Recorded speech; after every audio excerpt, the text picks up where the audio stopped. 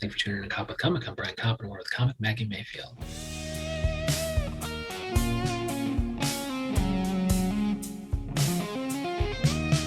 Maggie Mayfield, how the hell are you? I'm good, man. How the I'm, hell are you? I'm doing it right. Thank you so much for coming on. She's beaming in from Austin, where it's probably 4,000 degrees. Meanwhile, in New York City, it is about 16 degrees with feet feet of snow. Multiple feet of snow. Multiple feet of snow. I was like, foot, feet, yeah, multiple feet of snow. And so we follow her everywhere. She's Maggie Mayfield on Twitter and Instagram. And she has MaggieMayfield.com, where hopefully we will hear everything about her new album. What can you tell us about it? Wake up, Yeah, so Maggie. Wake up, wake Maggie. up, I just asked you a Maggie. question about wake up, Maggie. Yeah, listen, I don't know about you, but the pandemic was pretty boring. I watched all of Netflix, like all of it. And then I was like, man, what else do you do? And so you go online, and that's a lot of what this album is inspired on. Me hearing my whole life, were you named after that song, Wake Up Maggie? And then from there it just like spiraled into a bunch of comedy songs. Um, What's Wake Up, Maggie? What's the song? I know Maggie I May by Rod Stewart. I guess I'm aging myself. I'm pretty old. What the fuck is Wake Up, Maggie as far as a song? Is it a popular song? No, that's it. That's 100% it. Is the Rod Stewart song. And so you're not aging yourself at all. And I just laugh because like, listen, I was in radio for a long time, and when you dive deep into these songs, you learn that Rod Stewart wrote that about a prostitute essentially that took advantage of him at a music festival. And I was like, you think my parents are hippies, but like they're not terrible. They're not going to name me after a prostitute. Like that's just bananas. So She took advantage of him. There's female power there. I mean, I get he was 18 at the Oh time. I mean, how no. much? You know what I mean? Like Are how you much? like that Maggie in the song? Because there's like a prostitute and she had a little boy and she was having sex with a little boy. You that Maggie? Right? And, Yeah, but like and so yeah. people So how don't did you know kind of? that. Did you even acknowledge the backstory on your album? And if not, what are the topics you ended up settling on? Even though you just watched the entire Netflix, so you could have chosen anything. I did.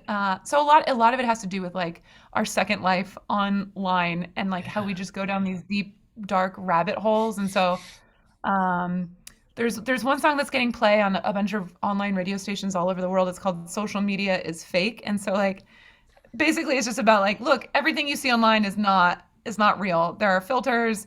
We lie to make ourselves look better. Like stop comparing your front stage to your backstage. Does that make sense? Well, that totally So makes sense. and But like, then that's just so funny because by now we kind of forgot that. The first time it came out, you're like, of course, this is fake. This is just a two-dimensional mhm. world where we're interacting with buttons, etc. It's totally fake. I'm on a keyboard in my house. I am not, in a room with Maggie Mayfield, just living, yeah, at the Comedy Store and the, Joe Rogan studio or whatever. Like, so, but it's so cool Mhm. because now that's like a reminder. It's totally fake. It's all fake. And so I made these stickers. This is like my favorite part. I made stickers, which I would sell as like merch at shows, like for a donation. But now I just take them in my car, and every time I see like a pole at a gas station or I'm in a bathroom somewhere with a bunch of stickers, I just plop it on there. Like, don't forget social media, you know? Does it have your So website I'm on there or hoping that no? it'll, what's that? Does it have your website on there or no? Does it just have social media It has stuff? like yeah, it has my handle on there. Okay. So at Maggie Mayfield. But yeah, I'm kind of hoping that it starts this like fun Twitter thing, but we'll Well, see. she has thousands of followers on all these platforms and things like that. So I think a lot of them were people who were actually paying attention to the bathroom wall. They're like, We'll this see. I Maggie should just person's like tell hilarious. people. Or she's like really emo. We're not quite sure. We're not we're not sure. We're bringing back early 2000s is what it is.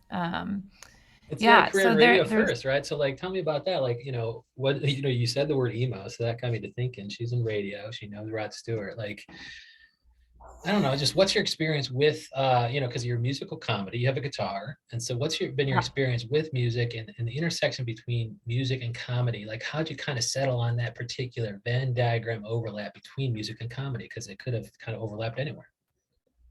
Yeah, I grew up in a house where music was so important. Like we would sit around the table at dinner, the whole family, and the radio would be on, and my parents would play this game like, "Do you know who this is? Do you know who this is?" Right? Until That's good. it switched at about when I was about 12 or 13, right before parents split up, right? And it was like, "Mom, do you know who this is? You don't know who this is." Um, and it just it made sense that I would get into radio because I was like, yeah, this is my favorite, all my favorite song, all my favorite art.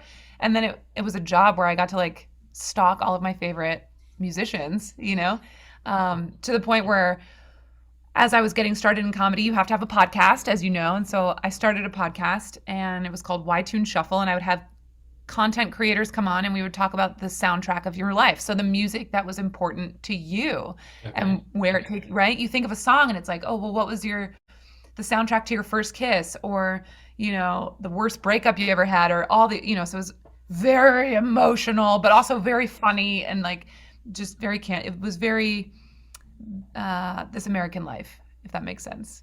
But I mean, what's your soundtrack and kind of how did it lead you to the content on your album? I mean, so many songs. So a lot of the stuff that I do is like parody stuff. So that way the audience feels like they're in on the joke immediately. And the best part about doing comedy with music is that the bar is set very low for both of them. No one expects you to be hilarious because you look like a prop comic, and no one expects you to be good at music because you're trying to do comedy. Okay. So You end up being good at both and you're just surprising and it's a pleasant surprise on both sides of that. exactly, exactly. And so But a parody of it's what? Like what are what are you parodying and how do you settle on those few topics when you could have chosen anything?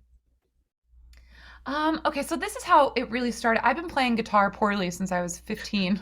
And Good. and I've Okay. never played for anyone in life ever. It's always just Really? been for myself. But I wound up dating someone who was also a comedian, and as he would like go about his normal things, I would just start singing, along with like Blink One or like Third Eye Blind. I was like, I wish you would take out that coffee can, my friend, or whatever.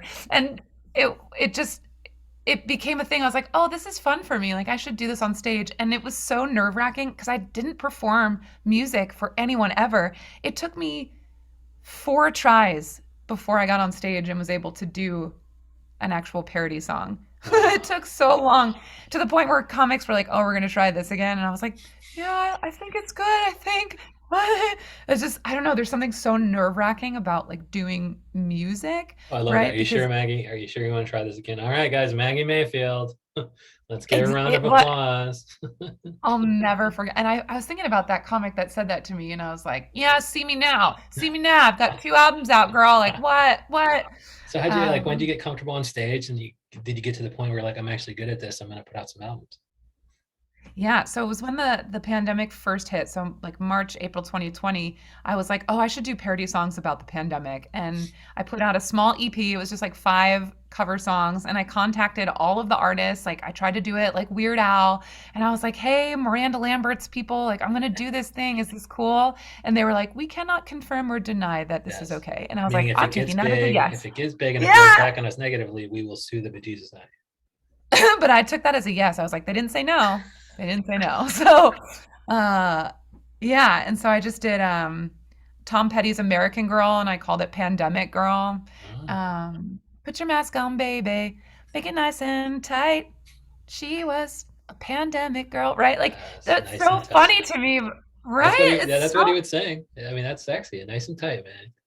I keep like that my mask on pandemic girls with that type mask on. I love that. But just like tight. is that kind of like is that material stuff that you can kind of still do? I guess the pandemic's going on forever, but I recently had a comic on who said, "Yeah, it's sad that I'm even sick of my own pandemics. It's going on so long that I'm sick of my own pandemic jokes now."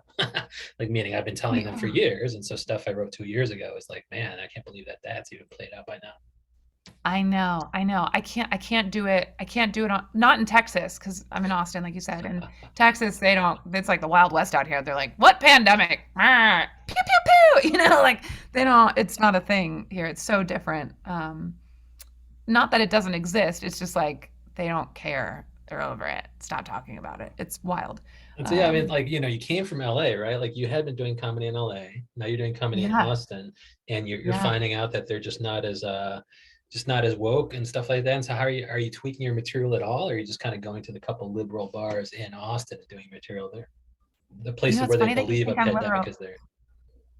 What's fast? I love that you said that, and here's why. Steve Martin is one of my idols. I love him so much. And I saw an interview that he did. talking about him coming up during the Vietnam War and how comedians at that time were so polarizing because they wanted to talk politics. They wanted to talk about the war. And he was like, listen, if I can stop talking about that and stop and unite people rather than like dividing them, he's like, I'm going to be just fine. And of course, look at him now. Like he's a gigantic superstar and the legacy that he's left behind. And I was like, you know what? If I can do that, we're in such a polarizing time right now. Like there are so many other things to talk about other than like who's in office or what mask or no mask, vax or no vax. It doesn't matter, right? There's so many other things that we can talk about. You For have a example, pandemic on album. my album, Yeah, but I you did. have pandemic, or your EP was pandemic material, and now your LP is not. Correct. So the Okay, EP, and it wasn't even divisive because it was such new information at that time. Like nobody everybody knew it believed was it back in the happening. day. Yeah. The thing was is like everybody was stuck inside. So it was like I did a song like I'm so bored. Um, I all I want to do is eat, like things like that's it. That's all they talk about. It's just like making fun of this, like, oh, we're stuck in four walls now. Like, what do I do? Um, it probably feels a lot like um, oh, what's the Bo Burnham's album that just came out, All right. Inside, his special on Netflix. It probably Oh, feels sure. a lot like that, where it's just like, oh, this is what's happening on the inside of my house, So I don't think it was very divisive. It's just like, oh, this is what's happening. More of a recording of what life is like in March and April of 2020. But then you Um, set out to kind of do the album that would explore non-pandemic things, so you can really do it anywhere in Austin, right? Because you'll be the Steve Martin of Austin, and and making sure you're not divisive and just kind of silly and fun. I hope so. I hope so because you know what? I truly believe that people do the best they can to put their head on that pillow every night. You know what I mean? They do the best that they can with the information that they've got, and whether that's far right or far left, I don't care. Show up, be a good person, laugh. Let's have fun. Like I don't care about that stuff. It affects me zero. Um, it does affect me. Trolls online Really? and going and looking at weird shit. So one of my other favorite songs is called the Conspiracy Theory song, and it goes down the rabbit hole of like all the things that like we read online and we're like, well, it could be believable, but also science, Right. but also like, who knows? It's just So, what it is. conspiracy theories are totally fake, and which ones have some truth to them? Or which ones do you like as a theory? Like they're so wackadoodle that you're like, I'm gonna mine this for comedy. Oh, the flat earth one is my favorite. That is Okay. like you get someone that talks about flat earth and I'm just like, tell me everything. Because it's like a total disregard for like centuries and centuries of research and evidence against it. And I Right. just want to like where, why? Because And they're not even I'm science not books even anymore. It's history books now. It's like that's how old the exactly science is on this. right. And it, and the more that you get to know these people, like they're so serious and they do their own quote unquote research, which I love, and it all stems back from like religion and science, this division of like religion and science, and so religion changed a lot of the Bible according to flat earthers, um, and that it's just like okay, you want to start there. It's just I it's so fascinating to me that this is a thing. This is the thing. And they just roam the earth and walk around. And I'm like, you know what? You're just trying to do the best you can. At the end of the day, like if the earth is flat or if it's round, we all have to pay bills. That's it. We're all Right. gonna pay bills and then pay taxes and then we're gonna die. Like who And I cares? just You don't know see what I the mean? payoff. Like I don't see like some people getting conspiracy theory because they're like, oh, I'm a Holocaust denier, and some people are like, well, that's meaning like the person is saying I'm a Holocaust denier, and therapists are like, well, the reason why he's doing that is because he doesn't want to believe that we live in a world where the horrors could happen and be allowed to happen. But you're like, what's the harm in a flat Earth? Like why are you like cocooning yourself in this theory to protect yourself from what? Like what's Right. like why does it fucking matter if there's a flat earth or round earth? So just like how did they get interested in that thing in the first place? I And you kind of it's talked about that in insane. terms of like deep dark rabbit holes that you get into on the internet. Yeah. Like are they necessarily dark, and what kind of rabbit holes have you been getting into, if you can discuss Yeah, them? exactly. Well, the one there's a new one that I'm fascinated with, Good. and it was just sent to me on TikTok, which I someone sent me a video of women doing weightlifting with their vaginas. And I just couldn't stop laughing. I was like, this is a real thing. How This do is they a even real do thing. that? I don't know. But then you like go down and like women are talking about how like this woman who believes that like every person can shoot ping pong balls across the room with their vagina. Um, but they're just walking around with numb vaginas. And I just find that amazing. Like I am walking around with numb private parts, That is Brian. cool. Like That is I cool. didn't I One didn't woman know. is convincing, So she's doing the Lord's work. She's convincing everybody that their vaginas are bad and that you should I follow don't need like her because a she'll teach you how to make them unbad and unknown. That's wonderful. right. And there's like a video where like she sits on a bottle and unscrews a cap, and then it's just like what is this word like this? Good for you. Well, she's been Good for doing those you, woman. Kegels or whatever, like that, where you can strengthen your internal. But like, I mean, how do weights get involved? That's what I want to know. They have little I don't tiny know. I weights that told you're this to affixing to like certain things. That's weird. I told this to like another comedian friend of mine, and she was like, "Listen, the first time I ever did a show in Austin, um, I was on stage and there was a girl walking around with a tit bucket, but it was, one of those like weightlifting things where it was like hanging from a string between her legs. And she's just like waddling around dressed as a clown trying to get tips for the show. And I was like, yep, that's weird. That's Austin. That is exactly what this town is. So It's keep Austin wild. weird used to be a thing, and it's been co-opted by the whole Rogan thing. Like, is it still weird or is it just kind of corporate now? Has it got that Spotify money? No, it's weird. It's just weird. Because there's only one real comedy club here.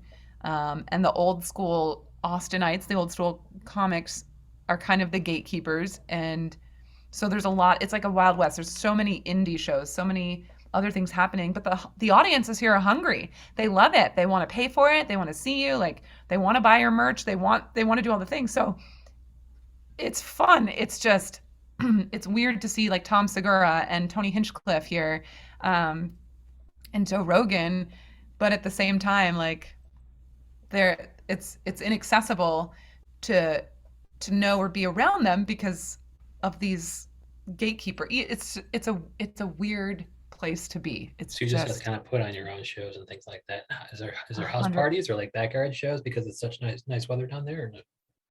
I mean, there is a lot of that, but there's a lot of bars that want these shows too. They're just Okay. not clubs. So it's like the live music capital, but there's so much competition for music, and it's all the same. It's a lot of cover songs. Um, so they're integrating more comedy shows into these spaces, which is great. It's just, you know, producers that may not have the same mindset as someone more seasoned out of like LA or Chicago or New York per se. You know what I mean? And So also, you you're get trying to just like a fit in as hot a musical comic, right? So it's a little bit weird. Like, oh, you guys are trying to I get away from music because there's so much, but I'm a musical comic, so yeah, there are a couple whom are wonderful. I mean, there are a few that are down here. But it's not like you could just put a show of the few of us together. You know what I mean? Like we're very different. Um, very different. I love that. Like, yeah, the few cool people. It's like, well, we're kind of cool in different ways. Have you been to Creek and Cave down there? They used to be in Astoria, Yeah, yeah, yeah. Queenston, where That's I am. that's like that's the only club. You seriously just moved down there, right? Yeah, last April 2021. And that's the only club. I mean, that they don't got. It's just bars, I guess. Okay. It is just bars. Yeah, they had Cap City, but that closed down, I think, late in 2020. And they were supposed to reopen fall of last year, but that hasn't happened yet. There is another space called the Romo Room, excuse me, which is wonderful. Um, but it's a separate room inside of a brewery, so it's not like a Uh, traditional club per se. okay. But I mean, there's plenty of spaces to do it. There's plenty of everything's open. It's no big deal. Like there's no shortage of places to practice and work out. There's no shortage of shows, that's for sure. Right. But as far as like clubs go, Yeah. um, Dallas is where it's at. They've got like 7 or 8 up there. So So on to yeah. Dallas for you. And then when you go to Dallas to promote your third album, what's your third album going to be about? You know what? I'm not sure. I'm not sure. I'm still kind of reveling in the old stuff. I'm writing some new stuff. I'm working on a song now called Stop Saying Sorry, Good. which is a polka and kind of an empowerment piece. Like, just stop apologizing for existing. Like, you're Yeah. allowed to take up space, take up all the space, and shooting the music video for that in March. So, How do you, yeah, so what's the music video for that? Is it just you, you what, starting out by saying sorry and then you realize that that's fucking stupid or what? um, it's a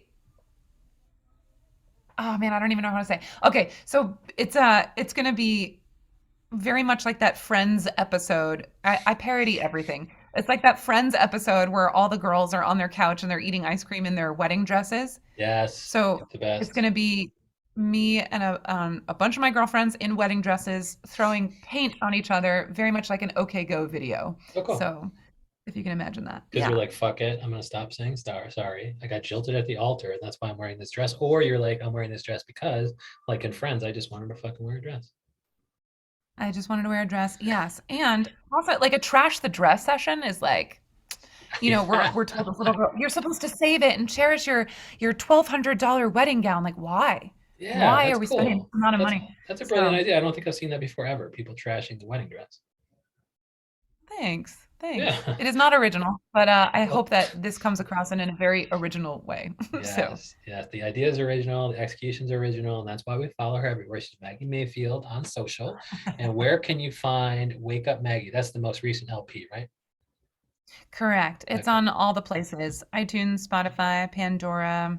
You can use it in your Instagram stories and all the good things. So And she has yet to take it down. I know a lot of people are up in arms about Joe Rogan, but we can't kind of, Spotify's difficult enough to make money on, so we cannot take our money off. We can't take our material off of Spotify and all the places because people like Maggie Mayfield's genius needs to be heard, right?